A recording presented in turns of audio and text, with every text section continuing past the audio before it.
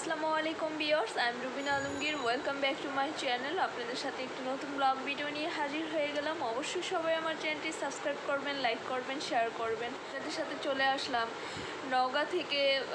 যখন আমি ঢাকায় ফিরে আসলাম 5 তারিখ রবিবার, সো ওই পর্যন্ত ঢাকায় আমি আমার বাড়ি থেকে ঢাকায় আসার পরে একদম আমি শুটিংয়ে যাওয়া পর্যন্ত, শুটিং থেকে ফিরে আসা পর্যন্ত, শুটিং থেকে ফিরে এসে আমি প্রথমে ঢাকায় কী দিয়ে যাত্রা শুরু করলাম, হাসপাতালে আমার মামাতো ভাইকে দেখা দিয়েই শুরু করেছি। সো তারপরের দিন হচ্ছে আজ সোমবার। তো এই সোমবার দিনটিতে হচ্ছে পঙ্গু হাসপাতাল থেকে আমার মামাতো ভাইকে হচ্ছে আরেকটি হাসপাতালে ট্রান্সফার করা হবে। সারাদিন হচ্ছে আমি এবং মা এত নওগাঁ থেকে, মা তো অসুস্থই ছিল, মোটামুটি সুস্থ অবস্থায় মাকে নওগাঁ শুটিংয়ে নিয়ে গিয়েছিলাম। তো সারাদিন রেস্ট নেওয়ার পরে হচ্ছে মার যেহেতু 22টা, মার রক্তের একটা টানের ব্যাপার আছে, তো মা খুব বলছিল যে যাবেই, এবং কি নওগাঁয় থাকা অবস্থায় যখন নাকি খবর পেল তখন খুব উত্তেজিত হয়ে গিয়েছিল যে কতক্ষণে ঢাকায় ফিরেই আগে হচ্ছে বাচ্চার মুখটা দেখবে, খুব কান্নাকাটি করছিল। তো ঢাকায় গাবতলীতে নেমেই হচ্ছে আগে পঙ্গু হাসপাতাল গিয়ে আমার মামাতো ভাইকে দেখে তারপর বাড়িতে ফিরি। তো রাত থেকে একদম সারাদিনই রেস্টেই ছিলাম। তো বিকেলবেলা মা বললো যে আজকে যেহেতু পঙ্গু থেকে আরেকটা হাসপাতালে তাকে ট্রান্সফার করা হবে, চলো যাই। তখন আমি বললাম আসলে শ্যামলীর এই পথটা হচ্ছে প্রচণ্ড জ্যামজটের পথ, এদিক দিয়ে যাব। তো মা বললো চলো যাই। তখন আমি মাকে বললাম যে কাজ করো, তুমি যাও, আমি যাব না, তুমি যেই টাইমটা তুমি আসবা, আসা যাওয়ার যেই টাইমটা লাগবে এই টাইমটা আমি আছি আশেপাশে, এদিকে আছি, আমি একটু নিজের মতো করে টাইমটা কাটাই। আমার খুব অস্থির লাগছে, খুব হতাশায় আছি, একটু স্বস্তির দরকার, একটু নিজের মতো টাইম কাটাই। তো আমি যেই জায়গাগুলোতে সবসময় যাই বা বসি, যেই খাবারগুলো খেতে পছন্দ করি, ওই স্থানগুলোতে আমি গিয়েছি, গিয়ে হচ্ছে বসেছি, পছন্দের যা খেতে পছন্দ করি তা খেয়েছি। এভাবেই সময়টা কাটিয়েছি। তো বাদবাকি সব কিছু হচ্ছে আপনারা ভিডিওতেই দেখে নেন। এই জায়গাটি যারা এখানে বেলি রোডে আড্ডা দেন তারা দেখেই হয়তো চিনে ফেলতে পারছেন, আর যারা আমরা সাংস্কৃতিক অঙ্গনে যুক্ত আছি তারা ইজিলি হচ্ছে আরও সহজেই চিনে ফেলবো, কারণ ফখরুদ্দিন ক্যাফের পাশেই হচ্ছে গাইড হাউস। এখানে হচ্ছে মঞ্চ নাটক হয়, মঞ্চ নৃত্য অনুষ্ঠান হয়। তো আমরা যারা শিল্পী বা যারা আছি সাংস্কৃতিক অঙ্গনে তারা এই হলে হচ্ছে শো করি। তো এই ফখরুদ্দিন আর গাইড হাউসের অপোজিটেই হচ্ছে এখানে সোফ এবং কি বিভিন্ন রকমের লুচির সাথে বিভিন্ন রকমের জাল চিকেন ফ্রাই করা হয়, ভাজা হয়, আর এগুলো খেতে খুব ভালোই লাগে। খুব অল্প টাকায় খুব মজার খাবার, ভালো লাগে। সবাই তো আর খায় না, সবার তো ভালো লাগে না হয়তো, কিন্তু আমার ভালো লাগে। আমার যখন মন খারাপ হয়, যখন ভালো লাগে না, তখন মাঝে মাঝে আমি একাই হচ্ছে এখানে যাই, গিয়ে হচ্ছে একটা স্যুপ নিব, বসে বসে বলবো খুব জাল দিতে, তো ওই স্যুপটা হচ্ছে আস্তে আস্তে খাবো বসে বসে, এরকম আমি করি। তারপর এখানে যাত্রী ছাউনি আছে, ওইখানে হচ্ছে দেখা গেছে অনেক সময় আমি একা একা বসে থাকি, যখন আর কিছু ভালো লাগে না, আমি খুব হতাশাগ্রস্ত থাকি তখন। তো দেখতেই পাচ্ছেন গরম গরম চিকেনগুলো হচ্ছে ভাজা হচ্ছে, মুরগির, এগুলো ঝাল কুচি কুচি করে ফ্রাই করা হবে।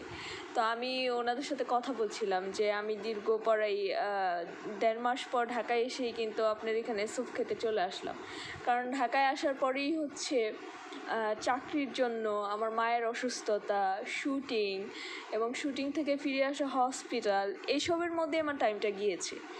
আমার মনে হয় এখানে ঘন্টা দেড়েক টাইমটা আমি আমার মতো করে এই সোমবার দিনটি একটু কাটিয়েছিলাম, সারাদিন রেস্ট নেওয়ার পরে বের হওয়ার পর।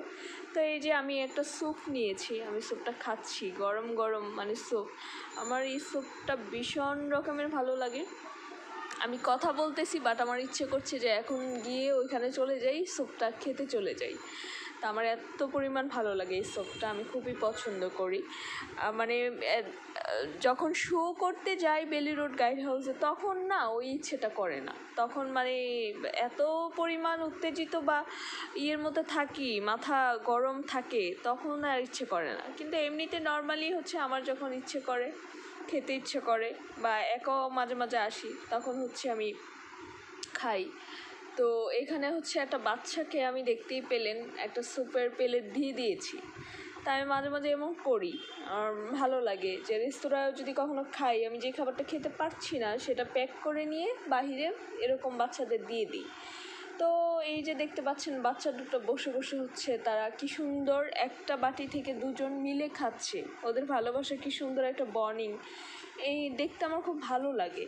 তা আমি কিন্তু পারতাম, আমি মাঝে অনেক সময় খাবার পার্সেল করে নিয়ে নেই অনেকে ভাবে হয়তো বাসায় না, আমি বাইরে বের হয়ে কি করি, খাবারটা হচ্ছে কোনো বাচ্চা পেলে ওই বাচ্চাকে দিয়ে দিই। তো আমি লুচি নিয়েছি আর হচ্ছে চিকেন জাল ফ্রাইটা যেটা করা হয় এখানে সেটা নিয়েছি খাবার জন্য। একটা স্যুপ তো খেয়েই নিলাম, তো এখন আবার এটাও খেয়ে নিচ্ছি। তারপর হচ্ছে চলে আসছি পানের দোকানে। আমি বেলি রোড বা পুরান ঢাকায় যদি যাই তাহলে হচ্ছে আমি আমার মিষ্টি পান খেতে খুব ইচ্ছে করে। মানে পান, আমার কথা হচ্ছে পান অল্প দেন, মশলা দিয়ে সব ভরে রাখেন, কারণ পানটা বেসিক্যালি ইম্পর্টেন্ট না, বাট ওই একটু পানের ফ্লেভারের সাথে এই মশলা মিশ্রিত ব্যাপারটা একটু ভালো লাগার। মানে আমার কথা হচ্ছে মশলাটা ইম্পর্টেন্ট জিনিস। তো আমি কখনো হচ্ছে আগুন পান খাইনি। তো আজকে বেলি রোড হুট করে চোখে পড়লো যে এই মামা হচ্ছে আগুন পান বিক্রি করে। আমি বেলি রোডে আরও 2-1বার পান খেয়েছি, কিন্তু আজকে এই মামা বলছিলো আপনি আগুন পান খান, দেখবেন ভালো লাগবে। তো এটা শখ করেই হচ্ছে ওনাকে বললাম যে দেন দেখি কীরকম লাগে। খুব ভয়ও পাচ্ছি যে মুখের ভিতর আগুন দিয়ে তারপর হচ্ছে পানের উপর আগুনটা খেতে কেমন বা কি হবে জানি, এরকম একটা ভয় কিন্তু আমার মধ্যে কাজ করছে। তো মামা হচ্ছে পানটা বানাচ্ছে, অনেক মোটামুটি সব মানে মশলাই উনি দিচ্ছে, মানে দেখতেই পাচ্ছেন উনি পানটা বানাচ্ছে। তো এই পানের সব কিছু এত সুন্দরভাবে উনি সাজিয়ে রেখেছে, দেখতে কিন্তু বেশ দারুণ লাগছে। মানে আমি খুব কাছ থেকে চেষ্টা করছি ভিডিও করে আপনারা দেখেন কত সুন্দর লাগছে, খুবই কিন্তু ভালো লাগছে, মানে কত চাকচিক্য লাগছে, চিকচিক করছে, কি জানি একটা শিরা টিরাও দিচ্ছে। আর এই আগুনটা কীভাবে কী দিয়ে ধরায় পানের এই মশলার উপরে, আমি সেটাই বুঝতে পারছিলাম না। উনি দেখছি অনেক কিছুই দিচ্ছে, মানে মশলার অনুযায়ী হচ্ছে পানের পুরোটা পান একদম নাথিং মনে হয়, কিছুই মনে হয় না। তা আবার জানি আরেকটা কী দিয়ে দিল, এটা কি কোনো গ্যাস নাকি, মানে আগুন জ্বালানোর জন্য আল্লাহই জানে। এটা একদমই শখের বসে খাচ্ছি, উনি আগুনও দিয়ে দিচ্ছে, এখন নিয়ে আসতেছে আমার হচ্ছে আমাকে খাইয়ে দিবে। তো আমি হা করছি কিন্তু আমি ভয়ও পাচ্ছি, জানলা মুখের মধ্যে আগুন টাগুন লেগে যাবে না তো। তো এখন আমি হচ্ছে এটা খেয়ে নিলাম। ও মাই গড, আমি খুব অবাক হয়েছি, আগুনটা নিভে গেছে, কিছুই হয়নি।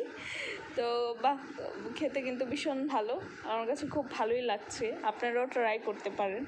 আগে শুধু দেখতাম সবাই আগুন পান খায়, বাট বুঝতাম না যে এটা খেলে আসলে কেমন লাগে।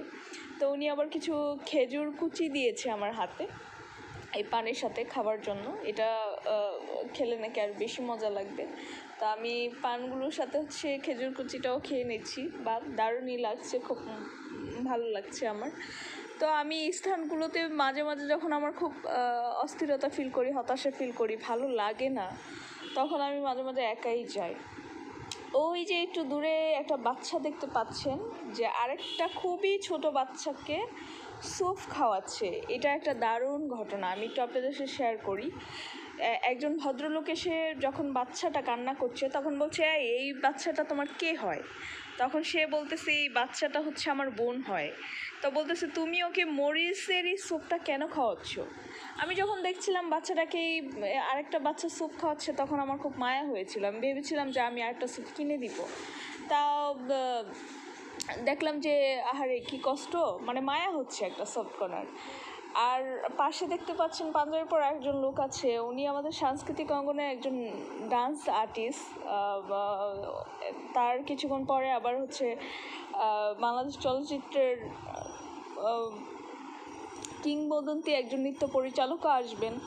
বাট আমি বাচ্চাদেরকে মানে ফলো করতে করতে মানে ওই আমার পাশে এসে বসতে আমি দেখছি, সালাম দিব কি কথা বলবো, আমি বাচ্চাদের নিয়ে পড়ে আছি।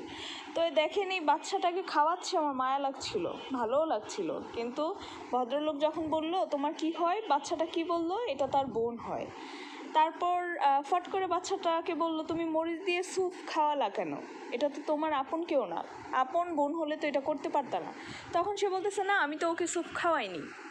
তো আমি তখন বললাম এই বাচ্চা তুমি স্যুপ খাইয়েছো, আমার কাছে ভিডিও আছে। তখন সে বলতেছে হ্যাঁ আমি খাওয়াইছি, কিন্তু ঠান্ডা করে খাওয়াইছি। একটু কিছুটা দূর গেলাম আমি, এই যে দেখতেই পাচ্ছেন ডান্স কোরিওগ্রাফার এবং কি ডান্স আর্টিস্ট দুজন আমার পাশে বসা ছিল, সামনে দাঁড়ানো, এবার রিস্কা নিয়ে চলেও যাবে। মানে আমি বাচ্চার প্রতি এতটাই মানে আক্রান্ত হয়ে গেছি যে আমি তাদের নিয়েই পড়ে আছি। ওনারা আইলো গেল কি করতেছে সেটা আমার মাথায় নেই। তো বেশ কিছু দূর আমি বেল রোডে হেঁটে গেলাম, হেঁটে যাওয়ার পর হচ্ছে গিয়ে আমাকে বলছে, আমি গিয়ে দেখলাম এই সেম বাচ্চা দুটা। তখন আমি ওই বাচ্চা দুটাকে বললাম কি যে আরেকটাকে জিজ্ঞেস করলাম যে এই বাচ্চাটা তোমার কে হয়। সে বলতেছে এটা আমার বোন, ওটাও আমার বোন। তা আমি বললাম এই কোলের বাচ্চাটাকে, বলতেছে এ আমার বোনের মেয়ে। আমি বললাম কিছুক্ষণ আগে এই বাচ্চাটা বলছে এটা ওর বোন, এখন বলতেছে এই দুইটা এটা তোমার বোনের মেয়ে, এটা তো এই দুটা তোমার বোন শুয়ে আছে, এটা এই বাচ্চাও তোমার বোন। কি অদ্ভুত, মানে ওদের প্রতি মায়া জন্ম হবে কি, ওরা কত নাটকবাজ। পরে কেউ কেউ বলতেছে যে ওরা বাচ্চা ভাড়া করে এনে এগুলা করে। আসলে আল্লাহর দুনিয়া কাকে কে বিশ্বাস করবে। তো আমি তো বেলুড়ের স্যুপ খেলামই রাস্তার পাশে, দেখতেই পেলেন। আর এটা হচ্ছে ভেজিটেবল স্যুপ। এই স্যুপটা আমার খুবই পছন্দ, এটা খুবই পছন্দ করি এই স্যুপটা আমি। সো হচ্ছে এই স্যুপটা আমি খেয়ে নিয়েছি। আর আপনের চকলেট কুল কফিটা আমার ভীষণ রকমের পছন্দ। আমি হচ্ছে আপন মানে হচ্ছে ওই চালতলার ওই পাশ গেলে আমি আপনের কুল কফিটা খাবো। তা আমি মানে শুধু খাচ্ছি, আপনারা ভাবছেন যে আমি শুধু খাই মনে হয় এরকম। তা আসলে ভালো লাগার আমি তো আগেই বলে নিয়েছি যে আমার যে জায়গাগুলোতে যেতে ভালো লাগে বা যে জায়গাগুলোর অল্প অল্প খাবার আমি খেতে পছন্দ করি, ভালোবাসি, এই স্থানগুলোতে গিয়ে বা ওইখানে খাবার খেয়ে একটু ফ্রেশনেস নিতে চাচ্ছিলাম, একটু স্বস্তি খুঁজতে চেয়েছিলাম। আসলে সুখ শান্তি এগুলা না খুঁজে পাওয়া যায় না, এগুলা খুব মানে অটোমেটিকলি আসে, এগুলো যতই আমরা বলি যে পেয়ে যাব, পাই না। তো সবশেষে হচ্ছে আমি মা যেহেতু হাসপাতালে গিয়েছে, তো মা ফিরে আসবে, বাসায় এসে রান্না করবে, এটা মানে এটা হয় না। ক্লান্ত, মাও ক্লান্ত, আমিও ক্লান্ত। আমি হয়তো খাচ্ছি ঘুরছিলাম ঠিক আছে, মা জার্নি করে গিয়েছে, ওইখান থেকে এসে ফিরে রান্না করবে, এমনিতেও আমাদের পার্সেলই নিতে হয়। তা আমি দুটো ভাত তারপর দুটো কালো ভুনা এগুলা হচ্ছে পার্সেল নিয়ে আসছি রাতে খাবারের জন্য, পার্সেল নিয়ে আসা হলো। তো রাতে খাবো, মা মেয়ের খাবার এই খেয়ে হচ্ছে রেস্ট। পরের দিন মামাতো ভাইটাকে হচ্ছে দেখার জন্য হসপিটালে যাব ইনশাল্লাহ। পরের দিন হচ্ছে তার অপারেশন, তো আল্লাহ বাঁচিয়ে রাখলে হচ্ছে পরের দিন মঙ্গলবার দিন হচ্ছে চলে আসলাম হাসপাতালে। এটা হচ্ছে শ্যামলী সেন্টার হাসপাতালের পিছনের গলিতে ডিএসকে হাসপাতাল। তো হাসপাতালে চলে আসছি। মামা বারবারই ফোন দিচ্ছিল আগের দিন সকাল থেকে, পরের দিন মানে ভোর সকাল থেকে ফোন দিচ্ছে যে তাড়াতাড়ি আয়। প্রথম বলছে 10টায় অপারেশন, তারপর কল দিয়ে বলছে যে 9টার আগেই অপারেশন থিয়েটারে ঢুকিয়ে ফেলছে। সো খুব তাড়াহুড়ার মধ্যে দিয়ে আসছি, অলরেডি 9টা বেজে গেছে। তো আমি এখন লিফটে উঠে যাব, কি অবস্থা আল্লাহই জানে। বের হয়ে দেখি যে লিফট থেকে মামা সিঁড়িতে বসা, সবাই খুব কান্নাকাটি করছে। আমিও মানে অপারেশন থিয়েটারের দরজার সামনে গিয়ে আর কান্না থামিয়ে রাখতে পারছিলাম না। তখন আমাকে ওইখানকার ডাক্তার বলল যে ফুফাতো বোন আসছে অনেক দূর থেকে, তাকে অপারেশন থিয়েটারে যাওয়ার জন্য অনুমতি দেওয়া হোক। তখন আমাকে অনুমতি দেওয়া হয়, আমাকে ওরা সম্মান দেখায় যে এত দূর থেকে আসছে, ওকে দেখানো হোক। আমি অপারেশন থিয়েটারে গিয়ে আমি বাচ্চাকে দেখে কথা বলবো কি, আমি কান্না থামাতে পারছিলাম না, আমার এত কষ্ট হচ্ছিল যে এই অপারেশনটা কি ডিজিটাল পদ্ধতিতে হবে নাকি হচ্ছে কাটাছিঁড়া করা হবে, আমি এরকম কথা বলছিলাম। আমি আমার কান্না থামাতে পারছিলাম না, মানে আমি নিজেকে কন্ট্রোল করতে পারছিলাম না। সো আমি এখন লিফট থেকে নেমে যাব, অপারেশন থিয়েটারের সামনে চলে আসছি। তো আমাকে মানে ডাক্তাররাও খুবই সম্মান দেখিয়েছে এবং কি আমাকে অ্যালাউ করেছে। ডিজিটাল পদ্ধতিতে হবে না, কাটবে।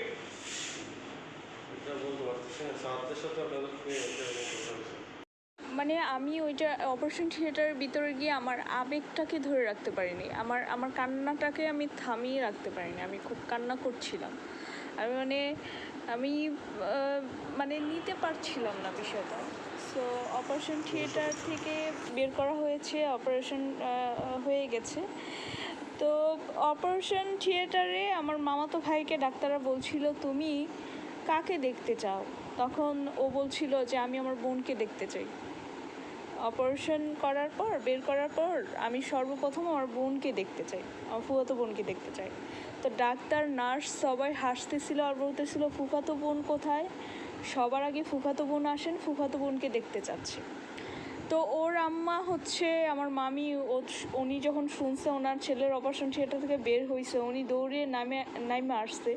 আমি আস্তে আস্তে নেমে আসছি, আইসা সবাই কান্নাকাটি করছে, কিন্তু সে তার বাবা মা কাউকেই দেখতে চায়নি, আমাকে দেখতে চাইছে। তো এই বিষয়টা আমিও অবাক হয়েছি, আমার ভিতরেও একটা সফট কর্নার জন্ম নিয়েছে যে আমি তো আমার এই মামাতো ভাই দুটোর সাথে আমি হচ্ছে আমার মামির উপর অভিমান করে হচ্ছে মামার উপর অভিমান করে ওদের সাথে কন্ট্যাক্ট করি না, যোগাযোগ করি না।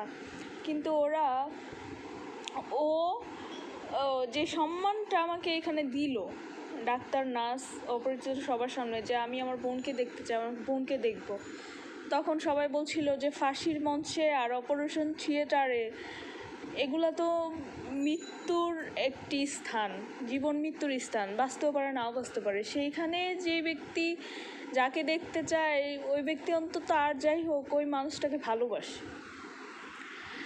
তো অপারেশন থিয়েটার থেকে বের করার পর দেখে আসছি নিচে গিয়ে দুবার, এখন হচ্ছে বসে আছি আমি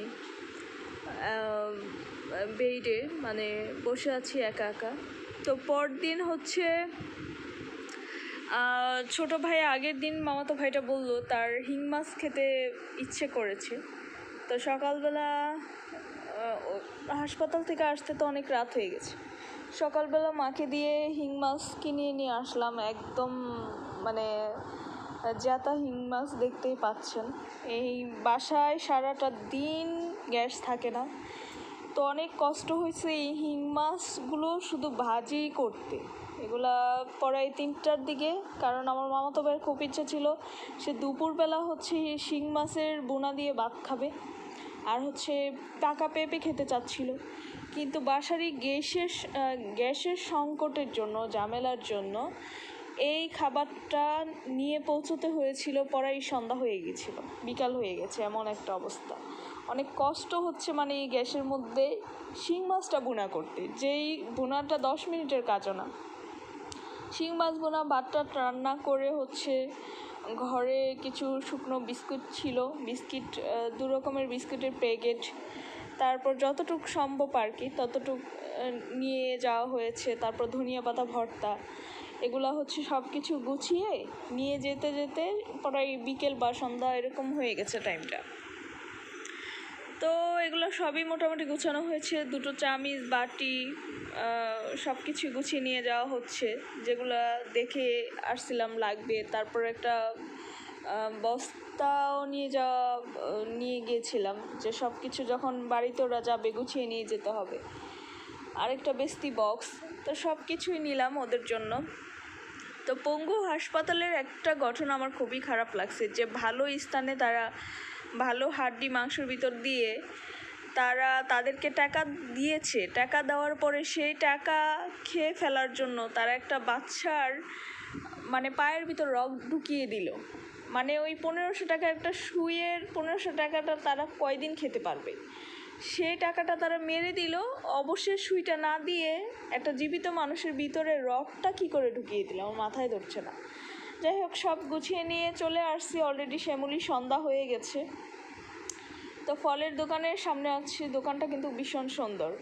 তো এখানে দেখাই যাচ্ছে পাকা পেঁপে দেখতে পাচ্ছেন, যেহেতু মামা ভাই পেঁপে খেতে চেয়েছে। তো এখন হচ্ছে পেঁপেগুলো দেখতে খুবই সুন্দর সুন্দর বলেছে, দেশের না দেশের বাহিরের বিক্রেতারা তো কত কথাই বলে। তো হচ্ছে সুন্দর দেখে কিনে নিয়ে গেছি, চাকচিক্য একটা দোকান, কত পরিপাটি। নিয়ে যাওয়ার পরে হচ্ছে খাবার পর মামাতো ভাই বলছিল যে হ্যাঁ মিষ্টি। তা আমার মা সবসময় আমার ভুল ধরে বলছিল যে না ওরকম মিষ্টি না।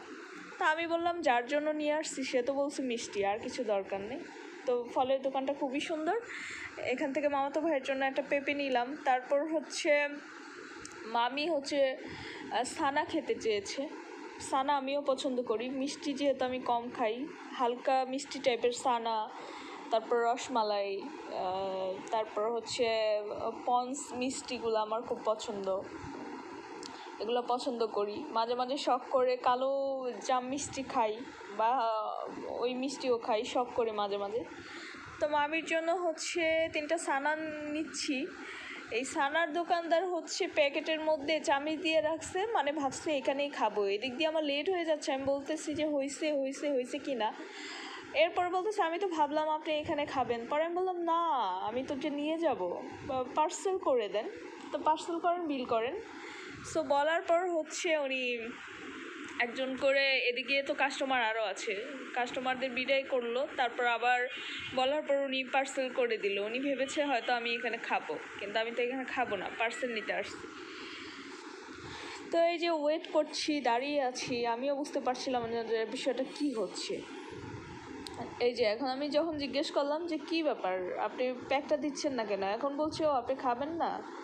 তাই বললাম না, এখন হচ্ছে উনি বেসিক্যালি হচ্ছে পার্সেলটা কনফার্মলি করবে, পার্সেলটা করে হচ্ছে দিবে আর কি। তো পার্সেলের জন্য ওয়েট করছি। তারপর হচ্ছে মামাতো ভাই ও নুডলস খেতে খুব পছন্দ করে, কাপ নুডলস। কেন জানি খাবারের সাথে আমার পছন্দের অনেক মিল, কাপ নুডলস আমিও ভীষণ পছন্দ করি, আমিও মাঝে মাঝেই খাই। তো ওর সিলায় আমিও একটা খেয়েছি। আমি অবশ্য আগের দিন ওকে কাপ নুডলস কিনে দিয়ে আসছি, তারপর বলছি এটা খেয়ে ফেলছে আরও লাগবে, সোফও কিনে দিয়ে এসেছিলাম, টুকটাক মোটামুটি যা যা লাগে।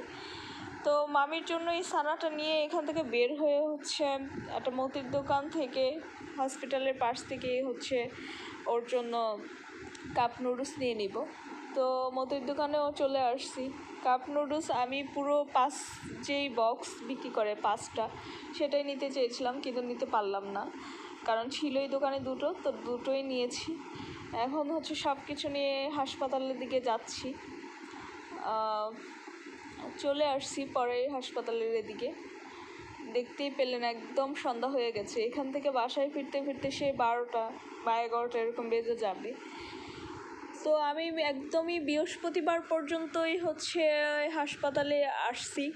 শুক্রবার যেদিন রিলিজ হয়ে যাবে হাসপাতাল থেকে, ওই দিন আসতে পারিনি, ওই দিন আমার শো ছিল। শুক্র শনি 2 দিন আমার শোয়ের কারণে আসতে পারিনি হসপিটাল। তো চলে আসলাম। সারাদিন পর মামাতো ভাইও মানে প্রাণ খুঁজে পেয়েছে, সেও মানে অপেক্ষা করছে কতক্ষণে আমি পাকা পেঁপে আর শিংবুনাটা নিয়ে আসবো, সে খাবে। তো আমি এসে মামিকে বলতেছিলাম আগে তাড়াতাড়ি ওকে দেন, ওকে দিয়ে নেন, আগে ওকে পেঁপেটা কেটে দেন, আগে ওকে মাছটা খাওয়ান, তারপর পেঁপেটা দেন, মাছ দিয়ে অল্প খাবার পর ওকে পেঁপেটা দেন। তো মামি দিচ্ছে। তা আমি একটা কামনা করি, আমার শত্রু, যে কিনা আমার শত্রু, চিরশত্রু, তাকেও যেন আল্লাহ হাসপাতালের কাজ না লাগে, হাসপাতাল, থানা, পুলিশ এগুলোর কাজ না লাগে, এগুলো খুবই খারাপ। তো হচ্ছে আজকে বৃহস্পতিবার, রাস্তাঘাটে প্রচুর জ্যাম, যাচ্ছি আবারও আমি। হাসপাতালের দিকে যাচ্ছি।